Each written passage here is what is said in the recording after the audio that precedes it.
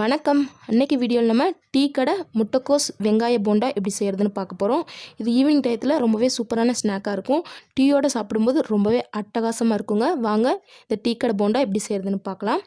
First அதுக்கு ஒரு mixing பவுலில் 1 கப் அளவுக்கு கடலை மாவு எடுத்துருக்கேங்க. 1 கப் கடலை மாவுக்கு 1/4 கப் அளவுக்கு அரிசி மாவு சேர்த்துக்கலாங்க. அதுக்கப்புறமா இந்த போண்டாக்கு தேவையான அளவு உப்பு சேர்த்துக்கலாங்க. அதுக்கப்புறமா 1 டீஸ்பூன் அளவுக்கு தனி மிளகாய்த்தூள். எப்பவும் போல் மிளகாய்த்தூள் உங்கள் காரத்துக்கு தகுந்த மாதிரி சேர்த்துக்கோங்க. சேர்த்துட்டு முதல்ல இதை நல்லா மிக்ஸ் பண்ணி விட்டுக்கலாங்க. இந்த மாதிரி நல்லா மிக்ஸ் பண்ணி விட்டதுக்கப்புறமா இதுக்கு தேவையான பொருட்கள் எல்லாம் அதுக்கப்புறம் சேர்த்துக்கலாம்.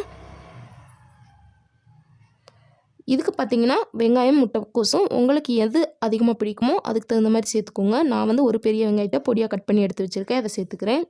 இது கூட 1 கப் அளவுக்கு முட்டைக்கோஸ் கட் பண்ணி எடுத்து வச்சுருக்கேன், அதையும் சேர்த்துக்கிறேன். 1 கைப்பிடி அளவுக்கு கொத்தமல்லி இலைகளை கட் பண்ணி வச்சுருக்கேன், அதையும் சேர்த்துக்கிறேன். இது கூட கொஞ்சமாக கருவேப்பிலை இலைகள், 2 பச்சை மிளகாயை பொடியாக கட் பண்ணி எடுத்து வச்சுருக்கேன், அதையும் சேர்த்துக்கிறேன். ஒரு சின்ன சைஸ் இஞ்சியை இந்த மாதிரி பொடியாக கட் பண்ணி அதையும் சேர்த்துக்கிறேங்க. இது எல்லாத்தையும் சேர்த்துட்டு இதை முதல்ல நல்லா மிக்ஸ் பண்ணி விட்டுடலாம். ஏன்னா முட்டைக்கோஸ் வெங்காயத்துலேருந்து லைட்டாக தண்ணி வருங்க. அதனால் முதல்ல இதை நல்லா மிக்ஸ் பண்ணி விட்டுட்டு அதுக்கு பிறகு இதுக்கு தேவையான அளவு தண்ணி சேர்த்துக்கலாங்க. கொஞ்சம் கொஞ்சமாக தண்ணி சேர்த்து இதை பிசைஞ்சிக்கலாங்க. ரொம்ப மாவு திக்காகவும் இருக்கக்கூடாது, ரொம்ப தண்ணியாகவும் இருக்கக்கூடாது. கொஞ்சம் கொஞ்சமாக தண்ணி சேர்த்து கரெக்டான பதத்தில் பிணைஞ்சி எடுத்துக்கலாங்க.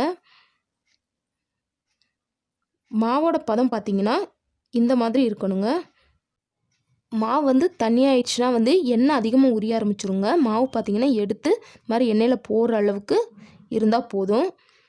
தண்ணி அதிகமாக சேர்க்க தேவையில்லை, கொஞ்சமாக மட்டும் சேர்த்து இந்த மாதிரி பிசைஞ்சு எடுத்தாச்சு. இப்போ எண்ணெயும் நல்லா சூடாயிடுச்சுங்க. இப்போ நம்ம போட்டு பொரிச்சு எடுத்துடலாம். எண்ணெயும் நல்லா சூடானதுக்கப்புறம் போட்டால் தான் எண்ணெய் உறிஞ்சாமல் நல்லா போண்டா நல்லா கிறிஸ்பியாக மொறுமொறுன்னு வருங்க. இதே மாதிரியே எல்லா மாவையும் சின்ன சின்ன உருண்டைகளாகவே போட்டு எடுத்துடலாம். பெருசாக போடும்போது வேகிறதுக்கு ரொம்பவே லேட் ஆகும், வெளியே உள்ளே வேகாமல் இருக்குங்க.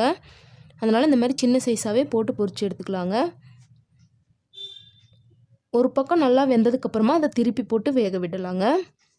இதே மாதிரி 2 பக்கமும் நல்லா சிவந்து வேகணுங்க. இன்னும் கொஞ்சம் நல்லா கலர் சேஞ்ச் ஆகிற வரைக்கும் இதை நல்லா வேக விட்டுறலாம்.